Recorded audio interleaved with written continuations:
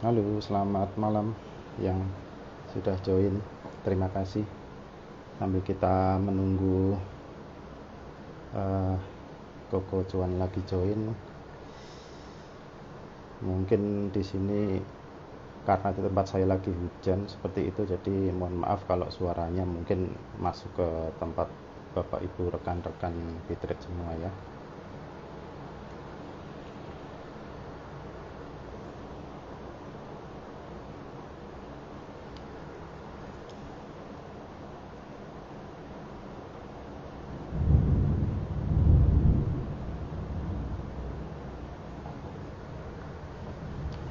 Oke, baik. Selamat malam rekan-rekan Fitraders, Sobat Fitret dimanapun Anda berada. Senang lagi berjumpa pada kesempatan yang baik ini di hari Kamis tanggal 30 September, di mana kali ini bersama saya Ivan Rosanova, Allied Expert dari Fitret Trading Course, di mana pada malam ini saya tidak sendiri. Saya akan ditemani oleh Koko Cuan lagi. Mungkin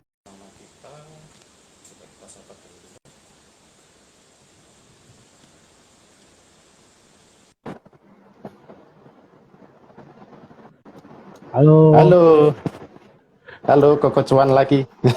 halo Kak Ivan. Suara aku Ya, aman ya? Soalnya aku pakai mobile data, internetku tiba-tiba mati. oh ya, sama. Kebetulan saya juga pakai mobile data karena lagi Oh, hujan gitu kok.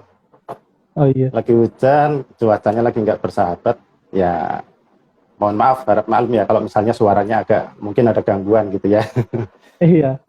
Ya, Semoga gimana lancar ya kok? malam ini. Iya, gimana kok kabarnya? Baik, Sehat kau, sehat Pak. sehat, Kak Ivan sehat. Kak Ivan gimana? Sehat? sehat, puji Tuhan. Ini Mantap. lihat market hari ini sehat semua ya, Kayaknya rame nih, gara-gara lihat nih. meroket.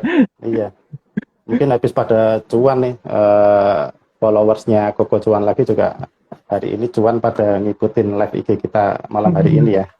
Amin. Nah, kebetulan ini kita mungkin temanya malam hari ini lebih apa ya, mengena mungkin ke teman-teman traders yang masih pemula mungkin ya, karena kita membahas tentang 5 kesalahan fatal dalam trading gitu.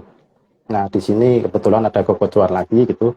Terima kasih udah bergabung bersama kami, dan tentunya kesempatan malam hari ini mudah-mudahan kita juga mendapat sharing yang sangat bermanfaat, menginspirasi buat teman-teman semua, sobat Bitrade, dan juga teman-teman investor maupun trader yang mengikuti live kita malam hari ini. Nah, mungkin boleh perkenalan dulu nih, buat teman-teman sobat Bitrade juga ya. Koko Cuan Ya, lagi ini kira-kira saat ini kesibukannya apa saja? Apakah trading aja atau ada kesibukan lain seperti itu? Mungkin boleh diceritakan dulu. oke. Halo teman-teman Bitret. Halo juga Kak Ivan. Thank you waktunya ya dan kesempatannya udah nginvite aku ya ke sini untuk sharing-sharing. Jadi aku sebenarnya sekarang ini baru aja resign dari tempat kerja ya. Jadi sebelumnya aku kerja di salah satu kantor gitu ya. Jadi kerja sambil trading dulu sebenarnya Kak. Oh, Tapi oke sekarang aku oke. udah resign gitu ya. Dulu dulu ya paling cuma bisa nge-swing-swing aja. Jadi sekarang udah mulai ke full time trader dan jadi juga full time investor. Nah, jadinya untuk Oh, beberapa hasil trade aku ya, hasil trade yang cuan itu aku tarik dananya kemudian invest.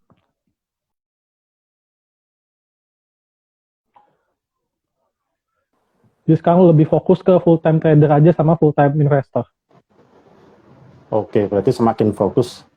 Berarti ini memutuskan untuk resign karena ingin fokus di trading seperti itu ya? Iya betul Kak. Karena aku lihat ada kesempatannya dan juga aku kayak semacam apa ya, kayak punya feel-nya gitu loh. Ketika kita sudah menguasai Oke. sesuatu gitu ya dan lumayan menguasai kan kita ingin belajar lagi terus kemudian kita ingin praktek lebih dalam gitu ya kayak. Iya. Jadi aku ingin terjun lebih dalam dengan strategi yang berbeda-beda gitu sih. Kalau untuk tradingnya sendiri, udah sejak kapan atau sudah berapa lama Koko Cuan lagi ini? Nah, kalau misalkan aku trading itu sebenarnya mulai dari di kampus, Kak. Jadi sebenarnya aku masih muda teman-teman ya, pasti umur 25 gitu ya. Dia mulai trading itu sekitar umur 20 atau 21 gitu kan. Pada saat itu ada lomba saham gitu di kampus, terus kemudian aku iseng aja daftar, padahal waktu itu nggak tahu apa-apa gitu. Ternyata ya semakin ditelusuri semakin menarik gitu Kak. Tapi untungnya pada saat lomba itu ya aku dapat runner up gitu lah ya di itu. Nah akhirnya baru nih mulai, oh ternyata seru juga ya kita bisa ngasilin duit pakai duit. Dan kemudian kalau misalkan diseriusin gitu ya, dengan metode yang tepat, dengan money management yang baik, itu ternyata bisa menghasilkan. Dan sudah banyak banget cerita investor-investor atau trader di luar sana yang memang menghasilkan uang dari pasar saham gitu ya Kak ya. Ya. Bener banget gak sih Kak? Menurut Kak Ivan gimana, setuju gak? Iya, memang benar ya. Jadi melalui pasar saham memang kita bisa mendapatkan pendapatan lah, misalnya tambahan penghasilan lah istilahnya seperti itu ya. Tetapi memang untuk pemula banyak hal mungkin yang menjadi tantangan seperti itu. Nah, mungkin disinilah nanti kita akan membahas satu persatu dan gimana sih tips dan trik yang akan disampaikan sama Gogo Cuan lagi seperti itu. Nah, kalau awal mulanya sudah disampaikan ya tadi, berarti mulai dari kuliah, kemudian ikut kompetisi trading, kemudian kebetulan pada saat itu pun dapat runner up seperti itu, sehingga semakin ditekuni, semakin didalami seperti itu, ilmu-ilmunya semakin diperkaya seperti itu, sehingga sampai seperti saat ini gitu. Nah, kira-kira kalau kita bicara trading ini kan kita tentu yang kita cari bukan keberuntungan sesaat, tapi kita mencari profit konsisten seperti itu ya. Nah, kira-kira kalau dari Gogo Cuan lagi ini apa sih tantangan atau susah nggak sih kita itu untuk dapat profit konsisten dalam trading gitu? Kalau menurut aku dibilang susah, jawabannya susah Kak. Jadi kalau misalkan awal-awal pasti teman-teman ngerasain lah gimana sih caranya, kayak ibaratnya buntu jalan gitu loh. Ini udah pakai strategi ini salah ya, strategi A salah, strategi B salah ya, mau belajar ini belajar itu salah gitu ya. Ibaratnya kita masih trial error. Kalau misalkan Kak Ivan pernah nonton sama live-nya Mas Bekti gitu ya, Mas Bekti pernah bilang kita perlu yang namanya uang sekolah gitu ya. Sebelum kita kerja pun kita sebenarnya juga belajar gitu ya, belajar di kampus gitu. Sebenarnya sama seperti di tersam ini. Ya kita juga harus sebenarnya ada uang sekolahnya, uang belajarnya. Ibaratnya uang trial error-nya gitu ya Kak ya. Jawabannya susah banget dulu. Sebenarnya aku dulu juga 2-3 tahun awal itu susah banget. Bahkan sampai pernah aku beli saham gitu ya. Beli satu saham, sahamnya itu ke 50, udah gitu sahamnya reverse stock split. Reverse stock splitnya 1:10 Kak. Jadi itu gila banget ya. Terus ada nekat sebenarnya juga. Jadi ya karena itu kita namanya belajar ya Kak. Jadi semakin lama kita tahu nih, oh kayak gini nggak boleh gitu. Semakin lama kita semakin baik lagi. Nah tapi kalau teman-teman, ketika teman-teman udah ketemu nih ya, ketemu kayak semacam apa ya, kalau misalkan kita di ujian gitu ya, kita kayak oh ini nih ya, ketika teman-teman itu ketemu apa ya, kayak semacam polanya yang sesuai sama teman-teman sendiri ya, dari segi strategi, risiko, money management segala macam. Ketika tiga udah match gitu ya, maka teman-teman bukan tidak mungkin itu bisa profit konsisten di pasar saham. Karena aku sendiri juga menjalani itu ya, jadi bukan sombong teman-teman ya, jadi kalau pada saat aku masih kerja, itu sebenarnya aku trading juga, tapi dengan sistem ya swing sama trend following aja. Dan itu ketika aku sudah menemukan metodenya yang tepat, ya itu sudah mulai profit konsisten tuh. Dan sifatnya itu kayak tahunan aku ngukurnya Kak. Jadi setiap tahun itu portofolio growing berapa persen, dan semakin lama semakin tinggi, puji Tuhan gitu. Oke. Nah, kalau dari persentase ini pasti ada yang penasaran, memang kalau trading dapatnya berapa persen? Apakah kalau kita capek-capek trading itu worth it nggak sih sama apa yang kita dapatkan ketimbang misalnya kita investasikan lah misalnya seperti itu. Nah, kalau dari Gogo Cuan lagi berdasarkan pengalaman ya, rata-rata kira-kira untuk saat ini ketika sudah mengalami perjalanan belajar trading seperti itu sejak dari kuliah ya, ini kira-kira untuk saat ini rata-rata berapa sih? Karena kita tahu kan market nggak selalu naik, ada turunnya gitu. Kalau misalnya kita kasih average, kira-kira berapa, mungkin bisa kasih info lah buat teman-teman yang join live kita sekarang. Aku bagi jadi dua portofolio gitu misalnya. Kalau yang pertama, pada saat aku kerja kan aku pakainya sistemnya swing ya, swing dan trend following. Nah, kalau pada saat itu aku sendiri profit konsistennya itu sekitar 25 hingga 30% per tahun. Ya, nggak gede-gede banget lah ya dibandingkan scalper yang lain gitu ya, bisa 700% sebulan atau Mas Bekti 100% per bulan. Tapi kan aku sistemnya kayak masih kerja gitu Kak. Jadi sebenarnya kayak semacam dapat passive income tambahan gitu ya. Dan teman-teman Ya. ketika kerja kan itu sebenarnya sibuk juga gitu loh di karir. Tapi ternyata dapat uang tambah dari saham itu kan lumayan menurut aku. Nah itu di swing. Kalau misalkan di scalping jujur aku belum test back ke belakang gitu berapa persen karena aku baru fokusin itu sekitar 1,5 tahun terakhir Kak. Baru fokus di scalping gitu. Tapi kalau misalkan scalping ya otomatis high risk high return ya gitu ya teman-teman ya. Yes. Jadi ya karena teman-teman akan trading hampir setiap hari gitu ya, atau misalkan seminggu 3 kali gitu ya, ya gain yang teman-teman dapat lebih banyak tentunya. Tapi ya tidak menutup kemungkinan juga potensi cut loss-nya juga lebih banyak gitu loh teman-teman. Gitu Kak. Kalau dari aku sendiri itu. Oke, nah sepanjang perjalanan hingga mencapai kondisi profit konsisten ini tentu sudah menghadapi ini ya, Koko Cuan lagi sudah menghadapi banyak tantangan lah. Nah, kira-kira hambatan-hambatan apa sih yang kira-kira Koko Cuan lagi alami dan juga kemungkinan besar juga teman-teman yang lain juga mengalami nih, teman-teman yang trading seperti itu. Silahkan. Yang pertama sudah pasti dari sisi disiplin nih. Kita sebagai trader gitu ya nggak henti-hentinya deh ngingetin disiplin cut loss gitu ya, karena ketika kalian melakukan disiplin cut loss itu ya kalian mengamankan modal kalian gitu loh sebenarnya. Teman-teman bisa bayangin misalkan teman-teman punya uang 100 juta gitu ya, kemudian teman-teman rugi misalnya 10% gitu ya, jadi sisa modal teman-teman itu 90 juta berarti. Nah itu kan bukan butuh uang yang itu kan dalam modal 90 juta itu teman-teman butuh sekitar 11% untuk bisa balik lagi ke 100 juta. Itu baru kalau misalkan loss 10%. Tapi gimana kalau teman-teman nyangkut? Misalnya dari 100 juta teman-teman nyangkut 50%. Wah, itu banyak banget tuh yang DM kalau misalkan aku buka DM aku ya pasti adalah itu yang bilang, "Kok aku nyangkut saham ini?" Gimana ceritanya? Biasa aku tanya balik, plan kamu sebenarnya awalnya seperti apa? Jangan misalnya nih plan awalnya misalkan aku mau cut loss ketika tembus di bawah 1.000 gitu ya sahamnya. Tapi ternyata tiba-tiba ketika udah jebol dari 1.000 misalnya ke 950, dia bilang, "Oh, udah mau deket MA50 nih ya." Mulai cari pembenaran gitu ya. Oh, kemudian candle-nya mulai ada reversal nih, misalnya ada candlestick hammer gitu ya atau engulfing segala macam, atau kemudian misalnya bandarnya mulai akum nih ya, lama-lama dari awal plannya itu cut loss di 1.000 ke bawah bisa jadi mau cut loss di 700 gitu. Sebenarnya aku juga pernah trial error gitu ya di beberapa waktu lalu, ngetes aja sebenarnya, aku ngetes gitu. Jadi aku ngetes di saham BBKP gitu ya. Saham BBKP kan waktu itu sempat hype ya Kak ya, naik tinggi, Ya.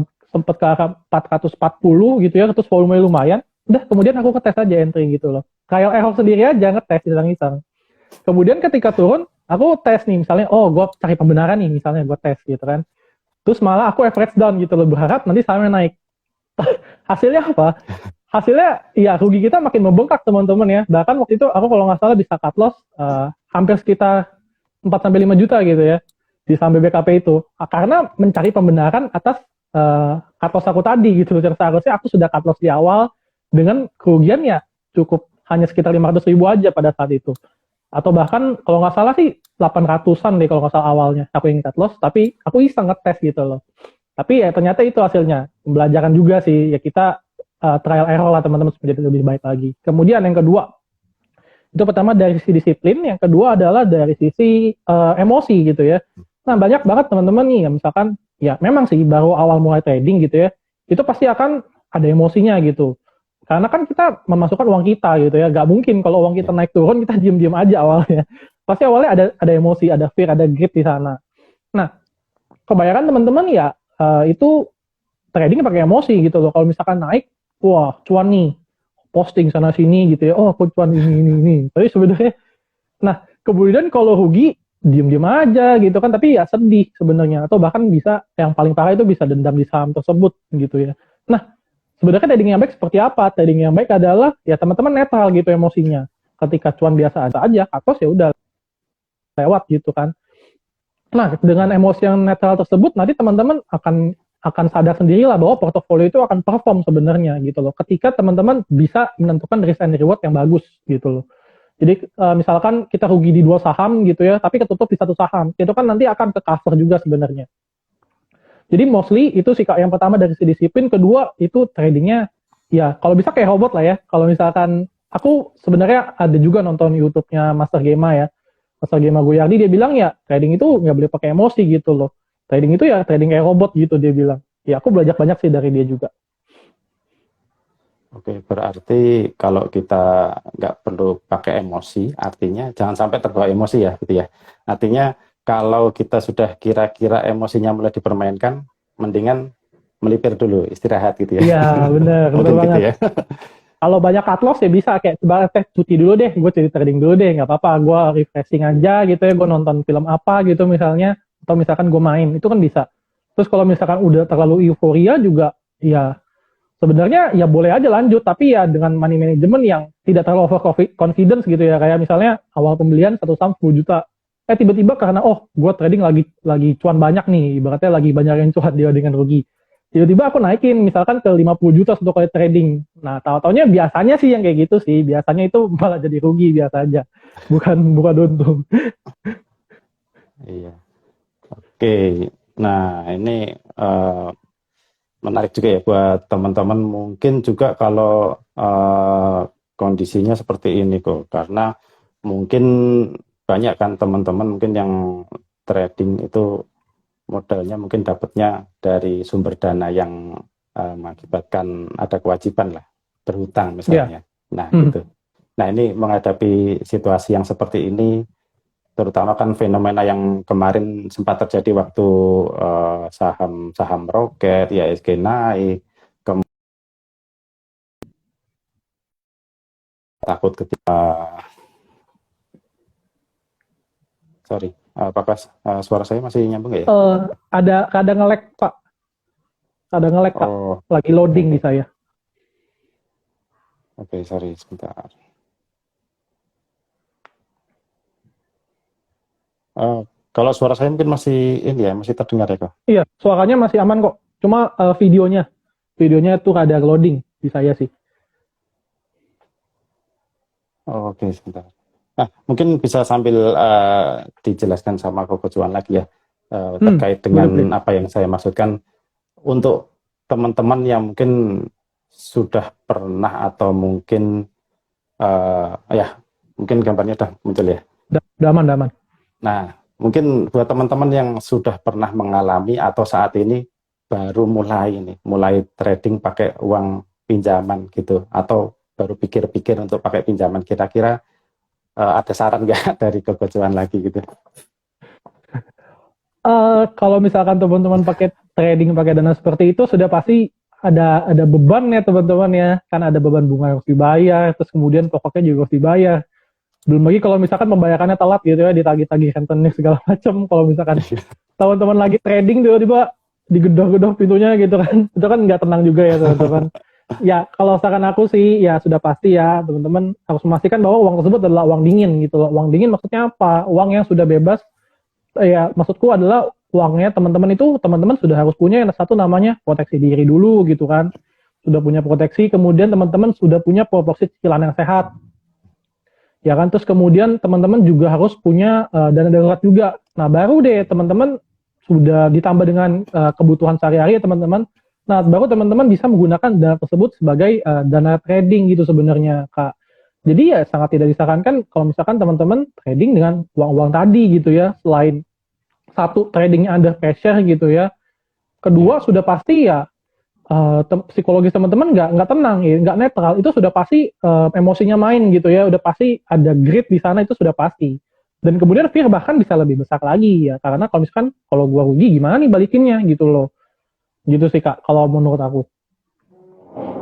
Nah, kira-kira ada ini lagi nggak ya, berdasarkan pengalaman kekocuan lagi, selain hal-hal tersebut tadi, seperti kedisiplinan, Hmm. kemudian trading tanpa emosi, kemudian dari penggunaan modal pun jangan sampai kita pakai hutang. Kira-kira ada hal lain Hmm. lagi nggak sih yang kemungkinan ini jadi permasalahan sih buat teman-teman trader yang sering kali dialami dan banyak keluhan mungkin yang disampaikan ke kekocuan lagi gitu. Ada. Aku tuh sering banyak beberapa orang gitu ya, ada iseng lah konsultasi portofolio gitu, aku baca-baca sekilas gitu ya. Kebanyakan yang konsultasi portofolio trading aku itu satu itu sudah pasti sahamnya nyangkut ya, tadi yang pertama. Kemudian yang kedua, itu sahamnya supermarket gitu loh, sahamnya bisa banyak, bahkan ada yang konsultasi satu portofolio isinya 50 saham. Bayangin aja itu banyak banget ya 50 saham. Supermarket Kemudian, ya. iya. Kemudian yang ketiga biasanya itu Kak, money managementnya. Jadi nominal pembeliannya beda-beda gitu loh. Jadi ada di satu saham itu nominal belinya gede banget, ada di satu saham nominal pembeliannya kecil banget. Nah, kalau aku sendiri menganut prinsip bahwa ya kalau misalkan kita trading ya kalau bisa nominal pembeliannya sama gitu loh. Misalkan kita trading saham 10 juta ya pakai 10 juta itu terus. Paling yang berbeda adalah kita masuknya bertahap atau enggak gitu ya. Apakah langsung masuk semua atau kita masuknya bertahap. Kemudian paling yang keempat yang biasa aku temui ketika aku konsultasi portofolio itu portofolio invest sama tradingnya nggak dipisah gitu loh. Jadi ya kalau misalkan teman-teman ngerasain gitu ya di porto invest tapi dibuka tiap hari itu kan lama-lama ke-trigger juga ya kalau misalkan tiba-tiba yang portofolio invest ARB gitu ya, teman-teman ngelihat di running trade gitu, waduh ARB nih gimana nih, gue jual atau enggak, itu panik sendiri kan, padahal harusnya yang benar adalah dipisah gitu loh. Jadi itu yang keempat berarti ya. Kemudian yang kelima, nah banyak banget teman-teman yang ini kan sekarang lagi zaman ya, zaman yang untuk trading tuh lagi shifting gitu loh Kak. Jadi lebih banyak scalper sekarang gitu ya. Karena kan kalau Kak Ivan lihat gitu ya di Instagram juga banyak nih yang Instagram live gitu kan ya. Sudah tahu lah ya Mas Bekti, Om Ben segala macam yang juara-juara scalper dunia. Nah teman-teman sudah mesti paham gitu ya bahwa jadi scalper seperti mereka itu proses sangat panjang teman-teman. Nggak mungkin mereka jadi scalper tapi mereka nggak tahu metode swing segala macam. Mereka pasti sudah mempelajari metode-metode yang mudah terlebih dahulu. Misalnya ada trend following, ada swing trading segala macam. Ya itu butuh waktu teman-teman untuk teman-teman bisa jago scalping seperti mereka. Jadi kalau misalkan teman-teman yang baru pemula tapi langsung terjun jadi scalper gitu ya, menurut aku itu lebih besar kemungkinannya teman-teman untuk rugi dan ruginya itu jumlahnya besar. Karena teman-teman bisa ngerasain sendiri ya tiap hari ngelihat running trade, tiap hari ngelihat uang teman-teman naik turun gitu ya. Itu kan akan sangat mengganggu psikologis. Sementara psikologis teman-teman belum matang gitu ya. Dari swing aja belum matang. Kemudian kalau misalkan hold saham lama itu belum matang gitu loh. Gimana kalau misalkan hold sahamnya cepet gitu kan. Nah, itu kebanyakan trader-trader ya begitu. Dia mau langsung cuan instan. Padahal ada risikonya juga. Kemudian selanjutnya yang biasanya aku alami adalah lebih ke arah ini sih Kak. Apa ya tadi aku ini bentar ya teman-teman, aku buka catatan dulu. Oh iya, yang banyak ketemui adalah trader-trader pemula gitu ya. Dia biasanya banyak nih, dia pakai berbagai macam indikator gitu ya. Dulu aku sendiri pernah ngalamin gitu, pas masih pemula. Oke, waduh, aku buka YouTube segala macam gitu ya. Buka nih indikator-indikator yang bisa dipakai. Waduh, aku pakai tuh di chart penuh banget itu chart, udah kayak kalau misalkan orang luar lihat itu udah kayak dewa. Indikatornya banyak. Padahal beli jualnya itu sinyalnya nggak jelas gitu, mau beli atau jual, akhirnya kagak beli gitu ya. Pusing ya. Nah, iya. Nah, akhirnya aku tobat ketika membaca satu artikel. Waktu itu artikelnya menarik banget. Jadi pada saat itu artikelnya bilang ada 3 level trader ya. Level 0 itu trader yang nggak tahu apa-apa gitu kayak. Nah, level 1 adalah trader yang menggunakan banyak indikator tadi ya. Ibaratnya level trader terendah gitu kan. Kemudian level kedua, dia itu sudah indikatornya sudah mulai sedikit gitu. Misalkan 1 atau 2 aja maksimal. Nah, kemudian trader level ketiga itu dia biasa udah hampir nggak pakai indikator lagi, cuma chart sama volume aja. Jadi ternyata setelah aku selami juga, ternyata itu benar teman-teman. Jadi semakin lama teman-teman trading gitu ya, semakin teman-teman itu tidak terlalu membutuhkan yang namanya indikator sebenarnya. Jadi semakin jago seorang trader biasanya ya analisnya semakin simple. Teman-teman bisa coba cek lah, bisa coba confirm juga kalau misalkan teman-teman mau DM Mas Bekti gitu ya. Mas Bekti, saya analisnya simple kayak gini benar atau enggak? Pasti ya dia sebenarnya pakai analisa simple juga gitu anyway. Nah teman-teman ya semakin lama teman-teman belajar lah ya. Misalkan kalau misalkan awal mau pakai indikator yang mungkin membantu itu boleh. Tapi semakin lama diselami gitu ya, semakin lama teman-teman sadar bahwa indikator itu tidak terlalu diperlukan sebenarnya gitu. Nah itu yang kelima ya. Kemudian mungkin yang terakhir yang bisa aku kasih juga ya kesalahan-kesalahan fatal dan trading itu ketika teman-teman sebagai trader pemula pasti teman-teman sering nih yang namanya mencari kayak semacam holy grail. Holy grail itu maksudnya apa? Kayak semacam strategi paling pamungkas gitu ya. Strategi paling pamungkas, teman-teman cari kemanapun gitu ya, mau ke mentor siapapun, Tapi ternyata jawabannya apa? Jawabannya nggak ada teman-teman. Teman-teman pasti tidak akan bisa menemukan holy grail di pasar saham sebenarnya. Strategi apapun pasti akan ada kelemahannya. Ya, sisanya adalah balik lagi ke diri teman-teman masing-masing gitu loh. Jadi sebenarnya strategi yang diajarkan oleh para mentor itu biasanya adalah strategi yang paling cocok untuk mereka gunakan sendiri. Kenapa? Karena mereka sudah trial error, sudah sesuaikan dengan money management mereka, sudah sesuaikan dengan risiko yang mereka punya, dan sudah disesuaikan juga dengan misalkan ada background tertentu lah di balik itu semua. Nah, teman-teman nggak akan bisa nih menyerupai sama persis seperti mereka. Maka teman-teman sebenarnya yang paling baik adalah teman-teman mencari strategi yang sesuai dengan diri teman-teman masing-masing. Belajar dari mereka boleh, cuma teman-teman ya biasanya akan ada modifikasi gitu ya. Aku sering banget ketemu gitu ya trader-trader, dia belajar dari A, tapi ternyata dia pakainya B gitu loh. Sebenarnya itu hanya modifikasi dari yang mentor sebelumnya aja gitu teman-teman. Sampai akhirnya teman-teman ketemu nih yang tadi aku bilang di awal bahwa oh ini loh strategi yang sesuai sama aku loh, dan itu cocok. Dan akhirnya bisa menghasilkan profit konsisten ke depannya. Itu sih biasa yang kesalahan-kesalahan trader yang fatal dan juga aku pernah lakuin gitu sih teman-teman untuk bisa di-sharing dan dipelajari gitu. Oke, nah menarik nih ya. Terkait dari perjalanan dan pengalamannya Koko Cuan lagi trading saham ya. Dan kemudian ini kalau untuk trader pemula nih, kan kita tahu ya kalau saya sendiri dulu pengalaman ketika mulai mempelajari saham kan join banyak grup, akhirnya bingung gitu ya, ngikutin yang mana. Kemudian ketika kita mulai mau belajar, kita nggak tahu nih apa sih yang mesti saya pelajari dulu. Kemudian karena bingung kita mau belajar apa, akhirnya kita cari yang simple, ngikutin orang bilang apa, rekomendasi apa. Nah, kalau menurut Koko Cuan lagi ini, gimana cara buat teman-teman yang benar-benar baru mulai mau trading nih, tapi mereka masih mengalami kebingungan atau belum ada bayangan. Langkah-langkah yang mesti mereka lakukan pertama-tama mereka harus apa gitu, menurut Koko Cuan lagi seperti apa kira-kira? Aku jelasin cara aku dulu ya pas pertama kali belajar gimana ya Kak. Boleh. Jadi dulu aku belajar sama salah satu mentor gitu ya.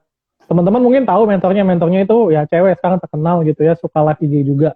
Nah, aku belajar dari beliau gitu sebenarnya teman-teman. Nah, ketika aku belajar, ya aku sebenarnya ikut membership-nya juga gitu loh teman-teman. Gunanya apa? Sebenarnya gunanya bukan buat rekomendasi teman-teman.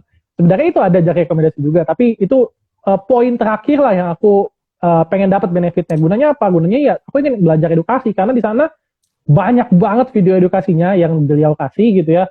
Kemudian aku bukain satu-satu waktu itu habis pulang kerja gitu ya Kak. Aku pulang kerja misalkan jam 9, jam 10, aku siapin waktu nih 2 jam sebelum tidur, aku bukain videonya. Satu hari satu video. Kemudian di weekend tuh bisa satu hari 4 video, 5 video. Nah kemudian beliau juga kasih fitur yang namanya itu konsultasi saham gitu ya. Nah ketika beliau kasih konsultasi saham gitu ya, aku kan udah belajar videonya Kak. Jadi sebenarnya aku tanya gitu loh ke beliau gitu kan. Itu kan beliau juga ada coach-coachnya juga ya. Jadi aku tanya langsung ke beliau gitu. Kak ini direkomendasi kenapa gitu loh. Kemudian itu satu. Kemudian yang kedua aku tanya, kan kalau misalkan teman-teman belajar pasti ada namanya price pattern ya. Dulu kan itu juga ada tuh diajarin sama beliau. Jadi beliau juga ada video price pattern. Kemudian ya aku tanya Kak, misalkan saham ini membentuk pola ini nggak sih? Aku konfirmasi. Jadi sebenarnya aku secara nggak langsung aku juga belajar gitu loh. Kemudian kalau misalkan ada lagi yang ketiga yang biasanya aku lakukan adalah misalnya aku ada watchlist saham menarik gitu ya, aku konfirmasi ke beliau, Kak saham ini kalau aku bikin supportnya di sini dan resistennya di sini benar atau enggak? Nanti dia balas gitu loh. Jadi sebenarnya secara langsung aku belajar gitu loh teman-teman. Aku belajar cara berpikirnya, cara dia menganalisa juga sebenarnya. Itu cara yang dulu aku lakukan. Aku konfirmasi, kemudian aku belajar lebih dalam dan aku gali lebih dalam. Nah, kalau misalkan teman-teman nggak bisa pakai cara aku ya, yang kedua teman-teman mungkin bisa mulai dari webinar gitu ya. Di sini kan sudah banyak ya Kak webinar-webinar dari mentor yang baik secara offline ataupun online gitu. Teman-teman bisa cobain aja join gitu loh kalau misalkan teman-teman rasa mentornya itu oke gitu ya. Dan jelasan materinya terstruktur dan jelas dan mungkin teman-teman bisa pakai, ya teman-teman boleh gitu loh. Kan kalau misalkan webinar itu kan biasanya akan lebih terstruktur ya materi dibawakan. Kemudian kalau misalkan teman-teman mau pakai cara aku, itu kan biasanya kayak semacam ngumpulin puzzle ya gitu teman-teman. Aku mau belajar ini nih. pertama-tama aku mau belajar skill set dulu nih. Kira-kira harus punya apa aja sih? Support resisten dong, sudah pasti itu harus tahu horizontal. Terus kemudian ada trend line, kemudian ada lagi misalkan ada price pattern, ada risk to reward ratio, kemudian money managementnya seperti apa. Di situ ya kayak kumpulin puzzle gitu loh. Sampai nanti akhirnya puzzle-nya nyatu. Itu dulu aku begitu sebenarnya, Kak. Kalau misalkan teman-teman masih pemula ya teman-teman boleh pakai cara waktu yang kedua tadi gitu ya. Ngikutin webinar aja gitu. Oke, berarti memang eh, sebagai seorang trader jangan malas untuk cari ilmu ya. Jangan Benar. dapat matangnya aja gitu. Iya. Jangan seperti apa, jangan mau dikasih ikan tapi kita harus mencari kailnya supaya kita bisa Nah, iya secara mantap banget mandiri nih. mencari sendiri seperti itu. Suka banget Oke, quote-nya. kalau ah, oke. Satu.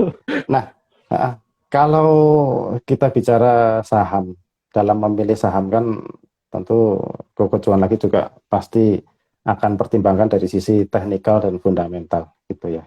Nah, kalau untuk trader pemula atau mungkin Koko Cuan lagi dulu waktu mengenal saham itu mana dulu sih yang mulai didalami atau dipelajari, dan kira-kira di antara keduanya ini bagaimana kita menyikapinya, kemudian lebih penting mana, apakah analisis teknikal atau fundamental? Silahkan, Koko.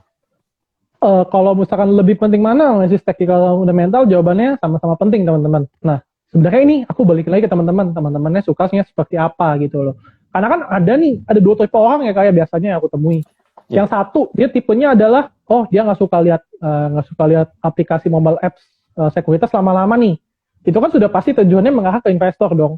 Dan kemudian yang kedua, dia ada tipe orang yang gue maunya cuan yang cepat aja nih biar bisa kasih gue uang jajan harian gitu loh. Ya sudah pasti dong itu nggak hanya ke trader. Jadi pertama-tama teman-teman harus menentukan dulu nih preference seperti apa gitu loh. Ya, ibaratnya menentukan prioritas lah teman-teman. Apakah teman-teman aku kerja nih sebenarnya di kantor, kemudian aku juga tipe orangnya nggak suka buka mobile app sekuritas lama-lama. Jadi aku ya udahlah jadi ini aja lah, jadi investor aja. Atau kalau misalnya aku kerja, tapi aku ya setidaknya aku bisa buka nih market beberapa kali gitu ya. Ya aku nggak kalau misalkan cuma bisa buka 2-3 kali doang ya aku nggak mungkin dong jadi scalper gitu ya. Aku sudah pasti memilih metode yang misalkan swing santai gitu atau trend following gitu. Atau kemudian metode kedua yang bisa teman-teman pilih ya misalkan aku beli sahamnya sore kemudian jualnya besok gitu, itu juga bisa. Nah ketika teman-teman sudah menentukan prioritasnya mau seperti apa, baru teman-teman belajar gitu loh strateginya gimana. Kalau misalkan trader gitu ya udah pasti ya belajar yang mudah-mudah dulu ya, dari mulai trend following, kemudian swing, baru ke scalping gitu ya. Kalau misalkan investor ya, biasanya sih banyak sih materi value investing, kemudian growth investing, dan segala macam gitu teman-teman. Jadi ketika teman-teman sudah menentukan prioritasnya seperti apa, yang sudah sesuai dengan kriteria teman-teman mau, ya itu sudah pasti memudahkan jalan teman-teman semua. Gitu. Oke, nah mungkin sambil kita melanjutkan pembicaraan kita menarik, mungkin kita juga sambil merespon nih, mungkin ada pertanyaan dari teman-teman yang join live malam hari ini. Mungkin kebetulan saya dekat dengan ada pertanyaan ini, coba saya pin dulu. Nah, ini mungkin ya, gue mau nanya dong, akhir-akhir ini banyak saham LQ50 atau saham gocap mungkin maksudnya ya, yang bangkit lagi dari kuburnya. Nah, kira-kira taksi bisa ikutan bangkit kok. Menurut Koko dari golongan LQ gocap mana yang berprospek paling cerah? Nah, ini siapa tahu Koko Cuan lagi juga sempat ngamatin nggak sih saham-saham gocap ini yang kira-kira bangkit dari kubur, ada nggak kira-kira? Jujur ya, kalau saham gocap aku cuma ngamatin 2 saham kemarin. Yang satu itu Bumi, karena kan sektor batu bara lagi oke. Itu sudah pasti bangkit ya, karena biasanya ketika batu baranya naik, ya Bumi juga ngikutan sebenarnya. Cuma naiknya sampai berapa kita nggak tahu teman-teman. Bisa apakah sampai 300 lagi ya nggak tahu gitu loh. Itu yang pertama aku cek adalah Bumi. Kemudian yang kedua itu ada yang namanya HKMU gitu ya. Itu kan sempat gocap terus tiba-tiba naik lagi ke atas. Nah sebenarnya aku sendiri kalau untuk saham-saham gocap gitu ya, lebih untuk ke scalping sih Kak, jadi nggak berani di swing lama-lama. Kenapa? Karena takutnya ya ambles lagi ke bawah gitu loh. Karena memang risikonya lebih besar untuk trading di saham yang seperti itu. Ya kalau bisa teman-teman trading minimal di saham yang 80-an lah ya. Minimal di 80-an kata harga, jangan sampai digocap, ditradingin, terus diinepin. Itu namanya, kalau aku bilang sih, ibaratnya kita baru punya SIM tapi naik mobil Ferrari gitu ya. Nekat ya. Kalau untuk taksi aku jujur aku nggak ngecekin gitu loh. Sebenarnya ya menurut aku ya fenomena kenaikan saham gocap ini ya lebih ke arah sektoralnya aja sih. Kalau aku lihat ke bumi ya karena dari ini ya, dari sektor batu bara, kemudian HKMU juga sektor besi-besian kemarin memang sempat bangkit beberapa sahamnya gitu loh. Jadi memang ada momentum sektoralnya aja. Bukan setiap saham LQ50 naik ya. Lebih karena ngelihat sektoralnya seperti apa gitu. Oke, karena ya mungkin banyak juga teman-teman yang melihatnya mungkin dari sisi harga ya, secara chartnya mungkin menarik nih, masih naik. Cuman kalau Koko Cuan lagi juga mungkin sepakat juga ya, mungkin seringkali juga teman-teman trader ini ketika memilih saham itu seringkali metodenya seperti ini. Ketika lihat live trade banyak yang rame, ikutan gitu, kelihatan kira-kira bid overnya kelihatan rapi gitu, mulai masuk. Tapi pada saat itu mungkin belum menyadari nih sisi fundamentalnya belum dikulik atau belum dicari tahu perusahaannya minus enggak sih gitu. Nah kemudian ketika sudah mulai goyang gitu, mulai floating loss gitu, baru cari-cari ini fundamentalnya seperti apa. Oh ternyata minus gitu. Mungkin sering kali juga teman-teman mengalami seperti itu. Kira-kira dari Koko Cuan lagi ada saran atau masukan nggak sih buat teman-teman gitu?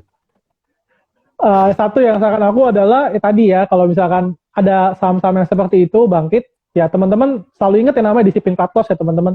Teman-teman ketika melakukan pembelian gitu ya, satu yang harus teman-teman pikirin adalah kita mau cut loss di level berapa sih?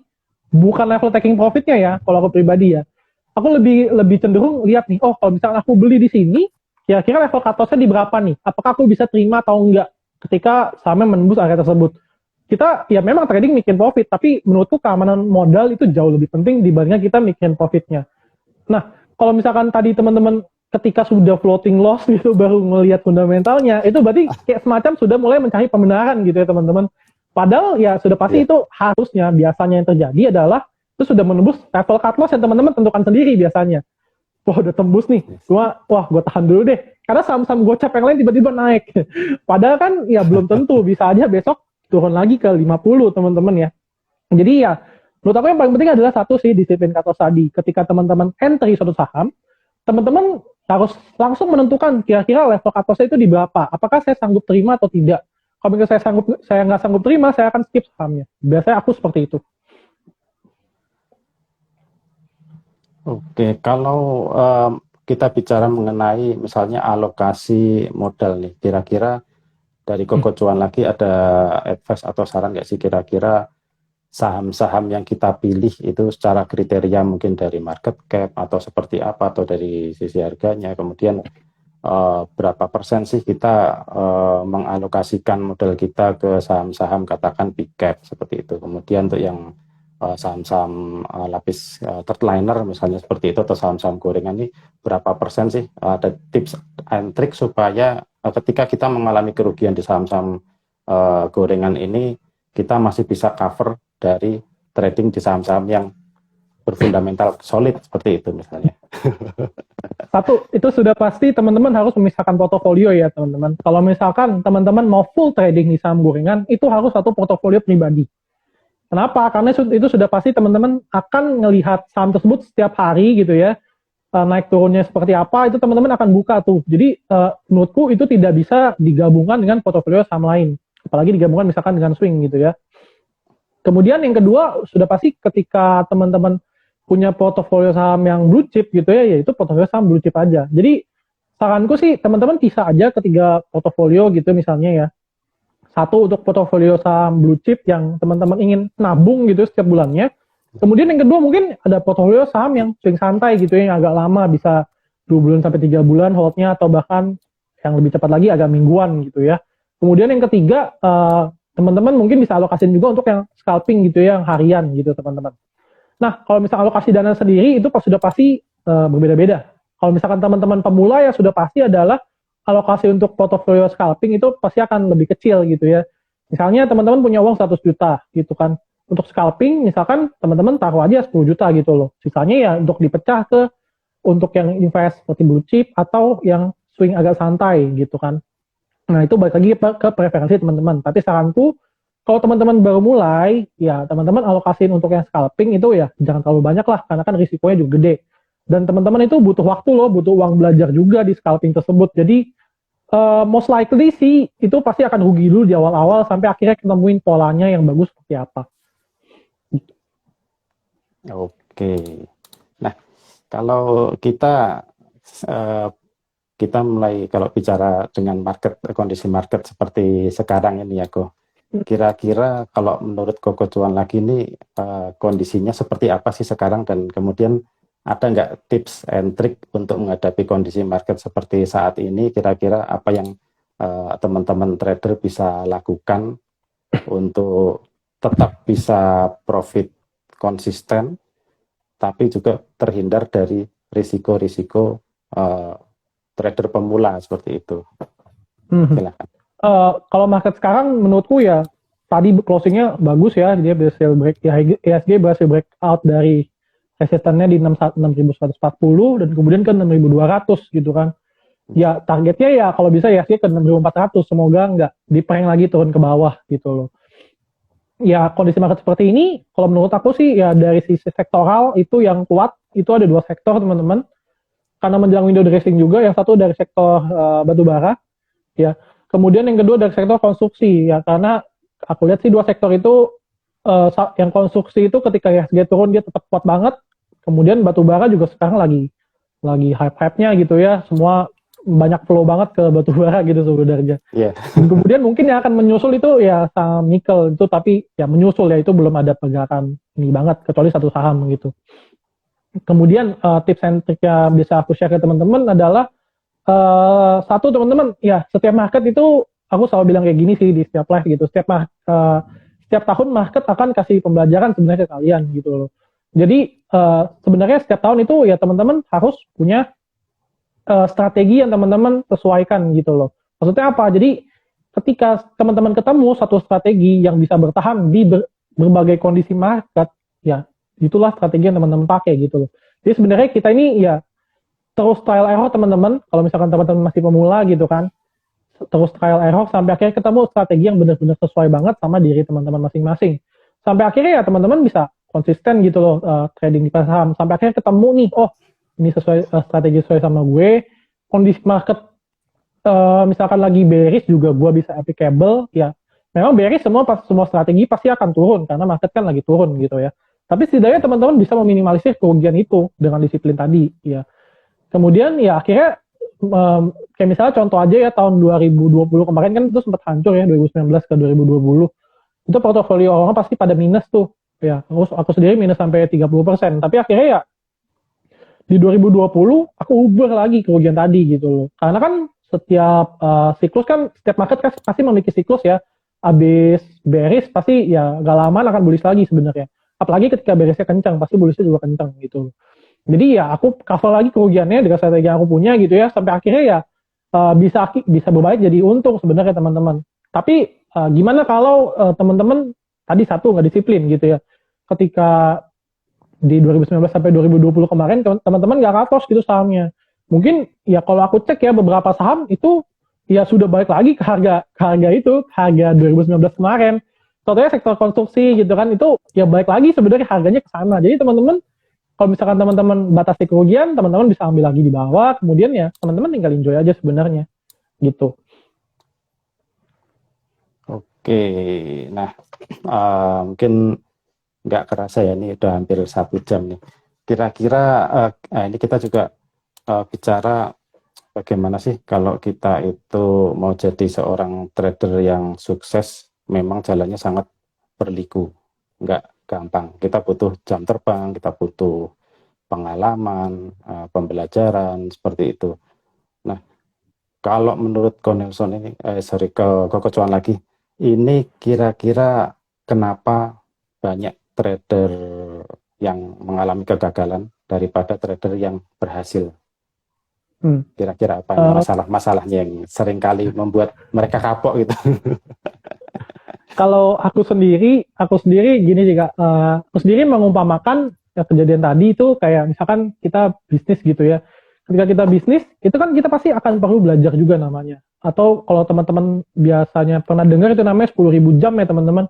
Kita butuh 10.000 jam untuk menjadi expert. Tapi pertanyaanku, berapa banyak orang yang tahan belajar hingga 10.000 jam tadi?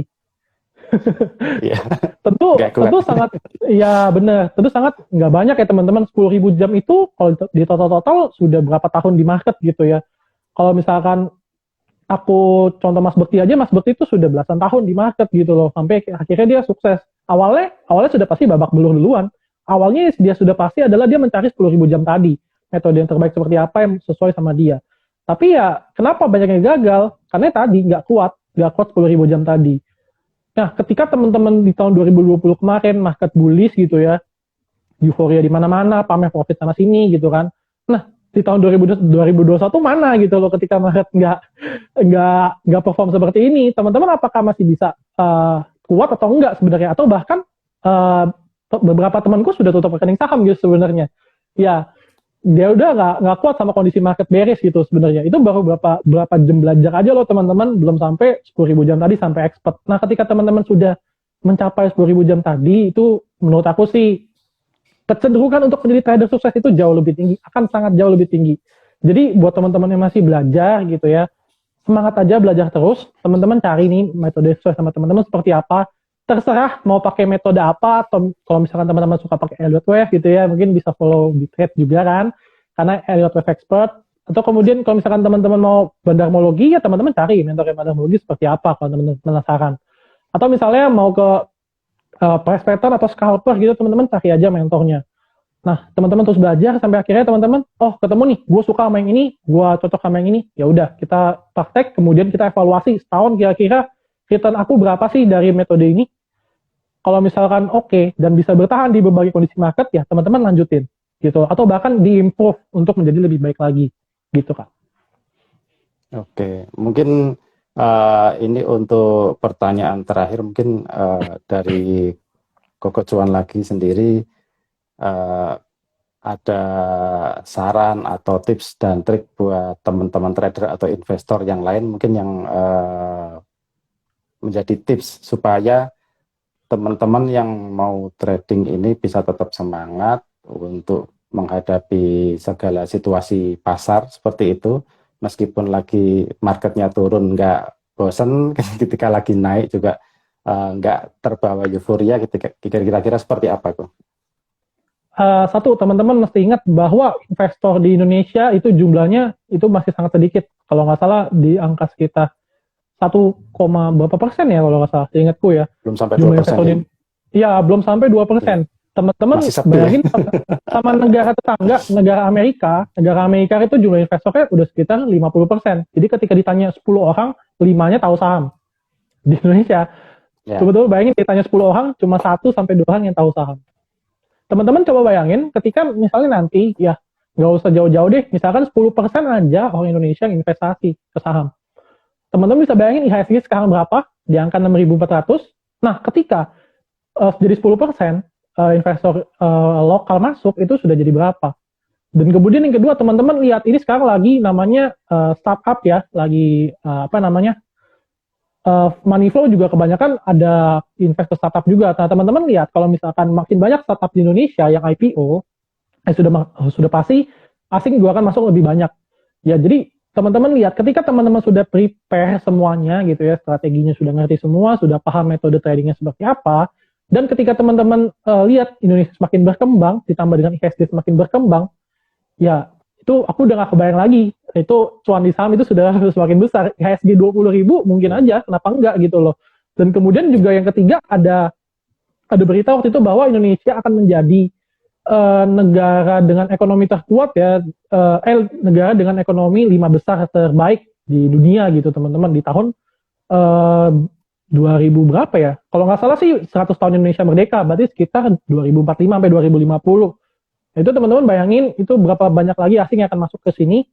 Ya, teman-teman kalau misalkan teman-teman berhenti sekarang dan udah nyerah, itu teman-teman nanti cuma bisa ngeliatin orang lain gitu pamer profit ketika IHSG 20.000, sedangkan teman-teman nggak ngapa-ngapain, teman-teman nyerah di sini aja gitu. Itu sih menurut aku sangat disayangkan sekali.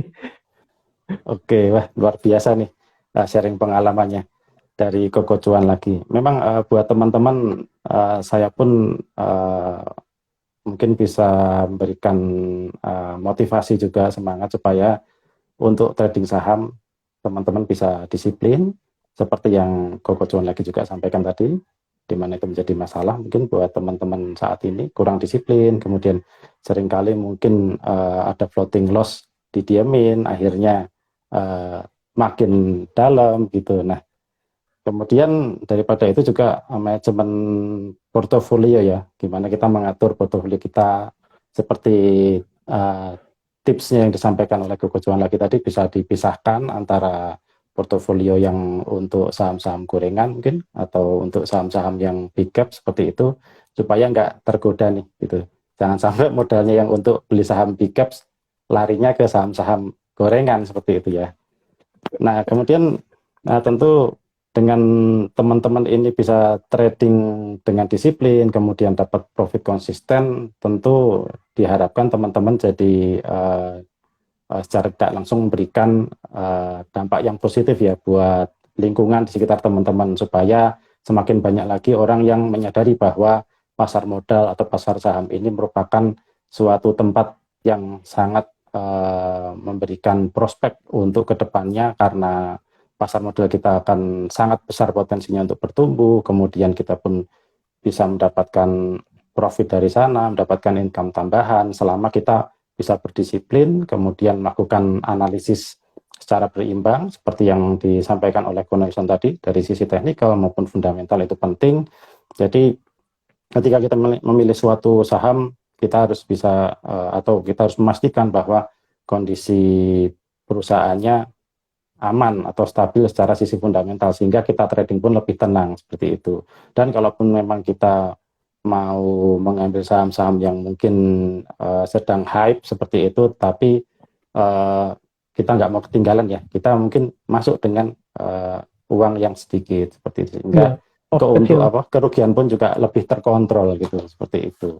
Benar-benar. Itu sih mungkin dari saya itu supaya teman-teman tetap semangat menjadi influencer di lingkungannya supaya bisa. Boleh tambahan dikit boleh Kak? Tambahan silakan, dikit silakan. Oke. Tambahan dikit tadi ngejelasin pemisahan portofolio ya. Sebenarnya ada juga pengalaman temanku sendiri gitu ya. Dia ada nyangkut di saham gorengan. Tapi ketika portofolio digabung gitu antara scalping sama untuk invest yang blue chip, dia bahkan sampai rela loh untuk menjual saham blue chipnya tadi untuk average down saham gorengan tadi. Oh. Itu ya sampai di titik itu loh kalau misalkan bahayanya teman-teman nggak bisa portofolio antara scalping sama untuk yang invest tadi. Jadi teman-teman ya sangat aku sarankan sih untuk memisahkan portofolio. Ya kalau misalkan udah sampai kena mental seperti itu, emosinya sudah terganggu itu udah gawat banget lah. Bayangin aja kalau misalkan teman-teman ngejual saham BBCA untuk nge-average down saham gocap gitu atau saham yang udah hampir gocap. Teman-teman bisa bayangin nyangkutnya separah apa. Itu Kak tahuan dari aku. Nah ini juga betul kok ini mungkin pikirannya mungkin saya bisa nangkep seperti ini mungkin kalau jual saham BBCA nanti dibelikan saham gocap kan dapatnya lotnya lebih banyak nih. Jadi kesannya secara psikologis mungkin kita wah dapatnya lebih banyak nanti kalau naik pun kalau kita untungnya lebih gede. Iya.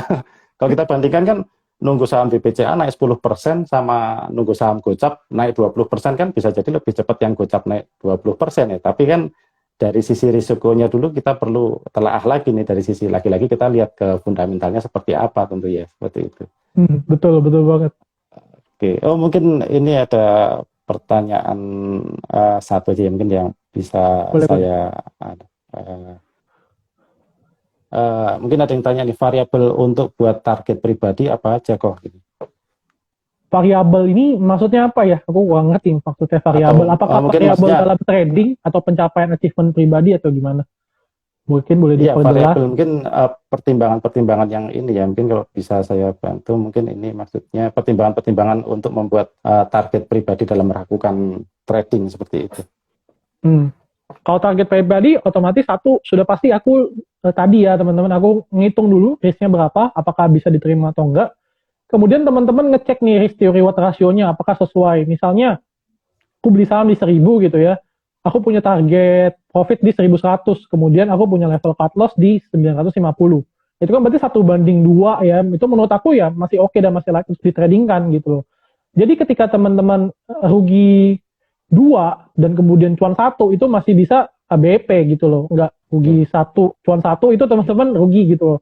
Ya teman-teman pertama tadi tentuin level stop loss-nya, kemudian yang kedua tentukan risk to reward-nya apakah sesuai atau enggak. Kemudian untuk target profit sebenarnya aku lebih ke arah ini sih. Biasanya ketika reach target profit nyampe gitu ya, aku tipenya adalah aku take profit setengah dulu gitu loh. Setengah lagi aku hold untuk kawal trading stop loss biasanya namanya kayak. Jadi stop loss-nya aku naikin, kemudian aku let profit run, biasanya sih aku seperti itu. Tapi belakangan emang rada kurang efektif karena market lagi sideways kan belakangan. Baru sekarang ini baru breakout lagi gitu. Oh, pakai trailing stop lah ya untuk ketika market naik ya, kok. Betul betul betul banget. Oh, oke. Oke, mungkin itu pertanyaan terakhir yang bisa kita bantu untuk respon, dan mohon maaf sekali buat rekan-rekan sobat Bitrade dan rekan-rekan investor maupun trader yang sudah mengajukan pertanyaan tapi belum sempat kami respon seperti itu. Mohon maaf sekali. Dan Boleh DM aku kok, nggak apa-apa. Kalau masih mau nanya silahkan. boleh DM. Kalau masih mau tanya-tanya, silahkan mau tanya ke Koko Cuan lagi atau ke kami, nanti bisa kita bantu menjawab seperti itu ya. Oke, thank you Boleh. banget Koko Cuan lagi buat kesempatannya untuk sharing. Sangat menginspirasi seperti itu buat teman-teman investor dan trader. Mudah-mudahan nih buat teman-teman yang baru mau mulai trading, nggak salah ikut live IG kali ini. Mudah-mudahan tercerahkan dan nggak salah langkah nanti tradingnya, supaya bisa profit konsisten dan bisa menghasilkan ya dari tradingnya. Oke, terima kasih banyak Koko Cuan lagi. Kita Thank you, jumpa lagi Kak. di lain kesempatan. Sukses dan Nah, sehat selalu. Thank you teman-teman semua. thank Saya you, Ivan guys. Rosanova pamit undur diri. Selamat malam. Sehat selalu. Kita akan bertemu lagi di live IG berikutnya seperti itu. Terima kasih. Thank Thank you. you.